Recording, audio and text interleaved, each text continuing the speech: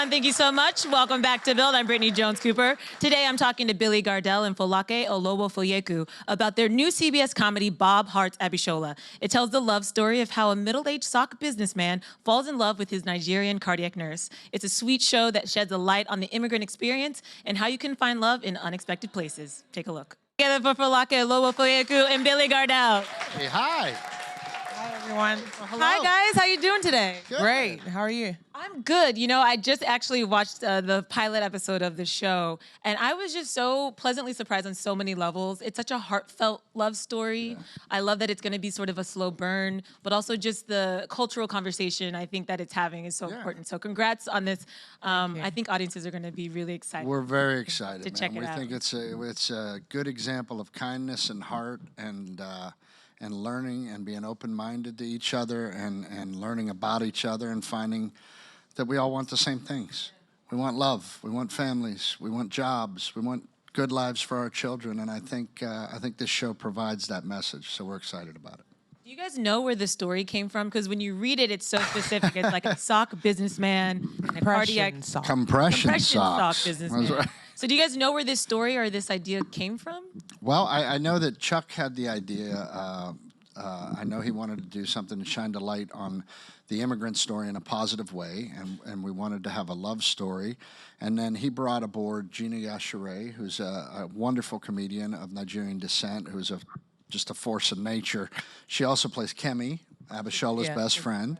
And he brought her on so that there would be authenticity in the writer's room as well, so they weren't just making stuff up. And I don't know how the inspiration for the whole thing came, but I know when him and Gina and Al Higgins, who helped executive produce Mike and Molly, got together, this thing formulated. And then Chuck very unbelievably called me and said, "Do you want to be in the middle of another show?" And I was like, "Yes, Chuck, I do."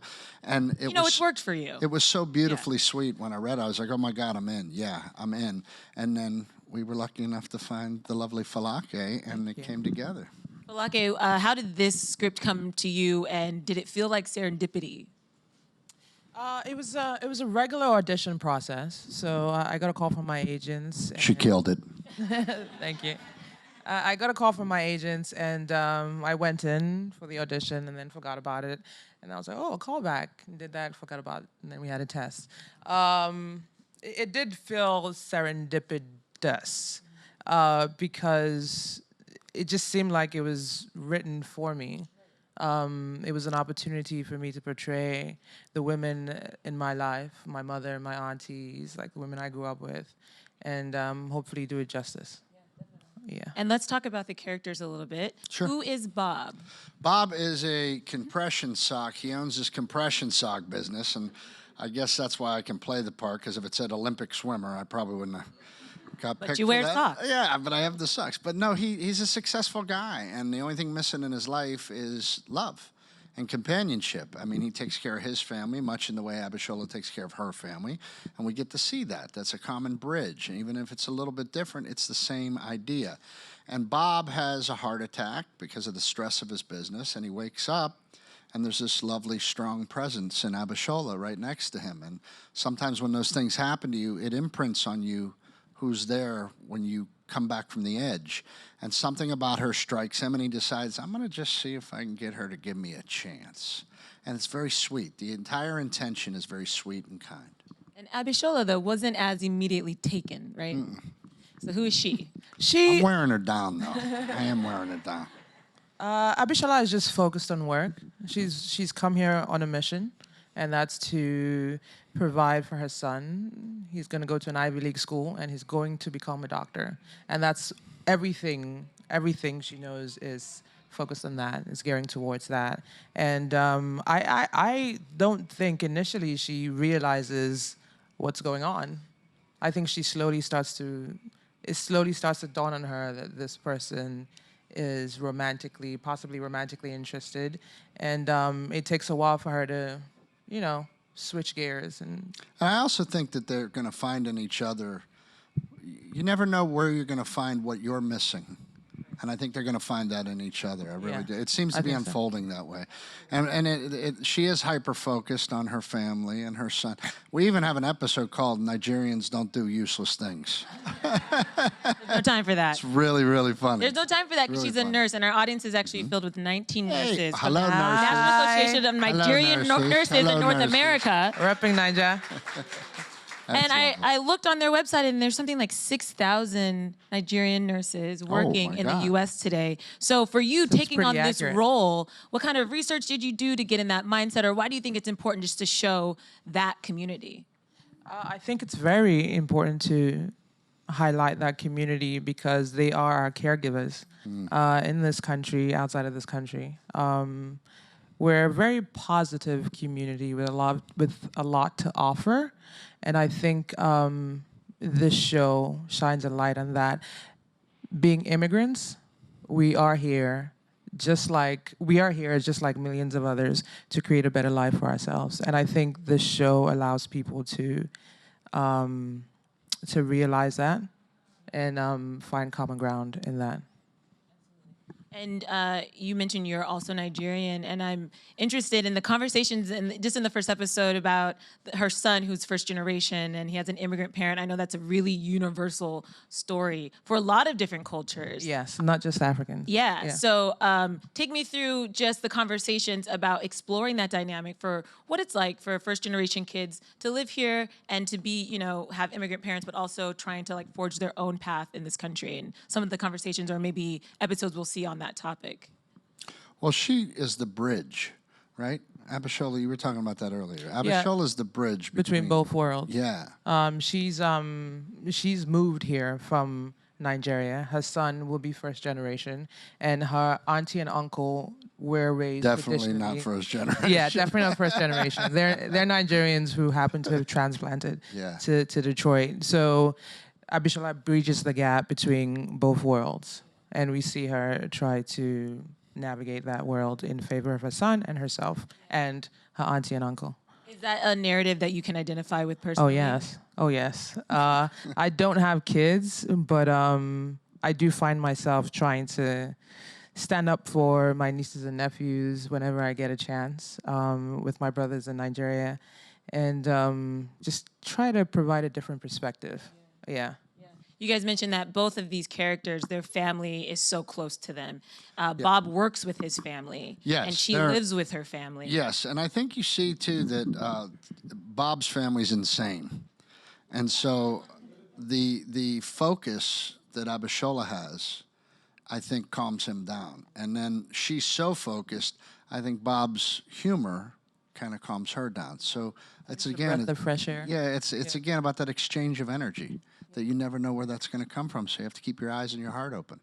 What's it like on set? Because both of these families She's very hard to work with. are so funny. Bob's very family, funny. Abishola, so the cast is super dynamic and Yeah, hilarious. we're really lucky. What are some stories from set or like the vibe of just getting to know each other and working on this dynamic? Well, I think we had chemistry right away. Yeah. Like we hit it off like that, and then the others came into the fold, and then we had that week of rehearsal before you shoot the pilot, which is a time filled with anxiety. And I had been through that feeling once before with Mike and Maui, so I just And told. he was very helpful in Thank calming you. throughout that process. But I said to them what was told to me, and that's just trust each other, because the trust is what builds the real. Because you can tell when you watch a show, you can tell when people like each other. Now I don't care how good an actor they are, and this thing just started to come together, man. And we all started to feel like it kind of felt like we'd been here before, like it'd been on longer than it has been, Yeah, right? yeah. Am I wrong in yeah, that? I agree with you.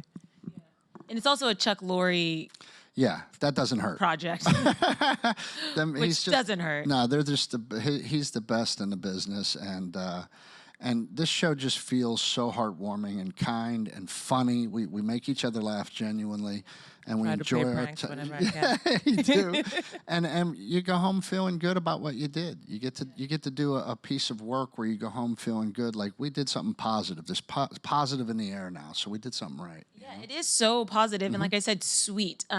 Your chemistry, as you mentioned, seems super organic, and because this love affair is unconventional for both of them, Sure. you can see that it's going to be a slow burn, and I respect that journey that they're on. What work did you guys do to kind of connect in that way? I think we just started trusting each other. Yeah, we didn't really work. we at didn't it, have right? to work on no, that. we kind of hit it off. Yeah. I know my character enjoys Bob's company a lot. Eventually, you see how that. That's accurate, right, guys? Yeah. Kedu, by the way. But Caro, Ekaso. Caro. Odabo. Do we have Caro? Yeah, he knows how to say it now. The thing too that's great about their chemistry is it's so playfully wonderful because every time Bob thinks he gets a step further with her, she shuts the door, but not in a mean way. You know, it's like the perfect balance. Like, all right, we've gone far enough, and it's sweet. It's just they start just by trying to bridge that friendship with a possibility of more, and she's very funny that way. Like she lets him. Like she does something that my wife does is and I think all wives do this, and I don't care where on the planet you're from. They will laugh, but they won't let you know you made them laugh. So my wife will look out the window and smile and then look back at me. So Abishola has some of that with Bob, and I think it's really sweet. It's really sweet. Were you going to say something? Oh, no, I'm agreeing. Okay. And then there are lots of influences in the language. There's one point where Abishola is speaking Yoruba. Like those things that are added, those all come from the writers. Like who makes sure that everything feels sort of authentic and real? The writers, I think. Yeah. You agree? Yeah, oh, without doubt. And that's why, like I said, Gina Yashere being in the room, she's a Nigerian comic with just incredible talent, and she makes sure that there's an authenticity for the Nigerian culture. And then Chuck and Al make sure that we're authentic and that we're not getting too sitcom-y, but in a real way, so that the humor and the moments come out of kindness and caring, just like in life. And it's because it's that grounded, I think it provides that chemistry for us. Yeah. For you, coming off of Mike and Molly, what was interesting to you about coming back to be a main role in a CBS Chuck Lorre? I was blown away when he asked me because I had one sitcom that was very successful, so grateful, changed my life, and I figured, all right, I'm 50, now they're going to push me out in the field, and I'll be the nutty neighbor or the uncle. I was fine with that. Okay, I'm still working. But then Chuck called me and said, I have this really great idea, and I think you're the guy to deliver this.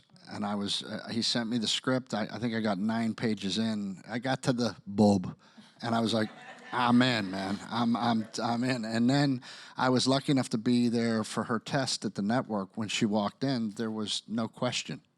It was her. She just owned it. Like when she left, everybody went, oh.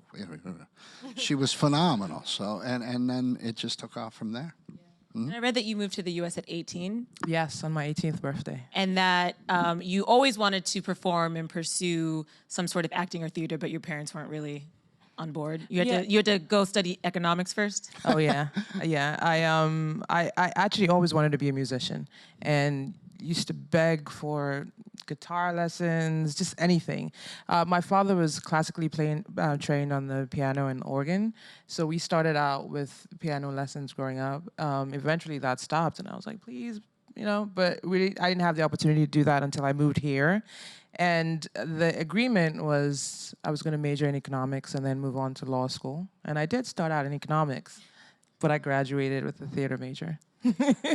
How quickly did you switch from economics to theater? I think for some reason I've blocked that from my mind, but I think it was the first. I think I went from an economics major to economics major, theater minor. Then I went to major in theater to economics minor, and then I graduated with the theater degree. I drove by a college once. About it. But you were going city to city doing stand-up, so that's its own education. Yeah, it is. That's a form of education. I think that was probably a smarter one. But. Well, you probably, it's... I think we turned out okay. That's what I tell my son all the time. I don't care what you do, get your degree. So, right. Maybe you guys are rubbing off. You agree? On me. Yeah, I think the Nigerians But are having rubbing that off journey on me. Go to where you school. had to kind of study something else and then you got to pursue your passion, does that make a moment like this even more important for you? What sort of moment are you saying? Well, Like that the you success are of the show? the main actress on a network CBS comedy, and it's focusing on the first Nigerian family on Well, national I mean, TV. I, I mean, that's I a wish my moment. parents were here to see it. Mm. You know, it would be great to share it with them. It would also be great to be like, see, I told you. Yeah, it just validates the fact that it was okay to rely on my intuition, and to trust it more often. Following your passion, I think when I look at both of you and I've read your backstories, it's just following your gut and your passion and the thing that really drives you. That must just feel really special that you have the opportunity to all come together. It's beyond a blessing, and like I said, to do something at this point in my career that is so satisfying. Like I always sometimes we'll do certain scenes and we're like, wow, that was really good. That was really good, and to still have that excitement and have that experience has just been wonderful. And it's such an honest, sweet love story, but there's also some major themes that the show explores. We talked about, the immigrant experience. We have an interracial relationship. I also thought it was really interesting how they explain the relationship between African and African American communities and some of the conflict that can come from that. And I thought that was insanely bold and really important because Yeah, the girls get into that. yeah, it's not something that is talked about a lot, but with her son having that conflict at school with the African American student, and that's who the prejudice was coming from, I thought that was important to show. Right. And we go deeper than that in a couple more episodes. We explore a lot of PC, politically sensitive subject matters in a humorous way. And it's a pretty dynamic and intricate show. If you stick around and watch it, you will see You'll get hooked. how you see how intricate it gets. Yeah. It doesn't shy away from what's really happening in the world, but we approach everything from a comedic standpoint. Which makes it like a super universal and a joy to watch. The truth without love is just abuse. You ever meet those people? I'm just telling the truth. Well, get away. You're hurting everybody. But if there's a little kindness underneath there, a little bit of funny underneath there, you're able to maybe look at things from a different perspective. And I think the writers have really captured that. Yeah, perfectly. Well, before we go, we do have a couple of questions. Great. Okay. Who do we have first? Hello. Hi. Hi. My question is for both of you guys. What's something you've learned from playing your characters and applied to your own lives? You want to go? You go first. You always You make should me always go first. Sorry. Now, her answer's going to be better than mine. I hope you're happy. Yep. No, I think the thing I took from my life to my character, is that what you're asking? Like what? Learn from playing your character and taking then it- out into real life? opposite- Yeah. I don't know yet. Honestly, I don't know. I've mixed Bob up with a couple businessmen that I know, and a couple really kind men I know, and a couple really funny men I know. But I think we'll learn that as we go. We're only 5 episodes in, so I think that'll reveal itself a little bit later. At least for me. That's for me. I think I agree as well. I want to say discipline, but I'm not as disciplined as Abishola yet. But I think I might be learning that from her. Yeah. Thank you. Thank you. And one more? Hi. We have an online question from our website, buildseries.com. Sure. What message do you most hope audiences take away from watching this show? I hope that the audience members take away the fact that we have more in common than we do not, and that's all human beings in the entire world. We all want the exact same thing, and no matter where life takes us, whatever country, whatever profession, we all, at the end of the day, want to be happy, have a better life for ourselves and our family, and That's right. and just love, be surrounded by love. What she said. And laughter, because I laughed And laughter. throughout Absolutely. the entire first episode. Are you guys excited to see this show? Yeah. You should be. You can't wait. You don't have to wait much longer, guys. Bob Hart's Abishola premieres on September 23rd at 8:30 p.m. on CBS. Put your hands together for Folake Olowofoyeku and Billy Gardell. Thank you guys for having us. you. Thank you.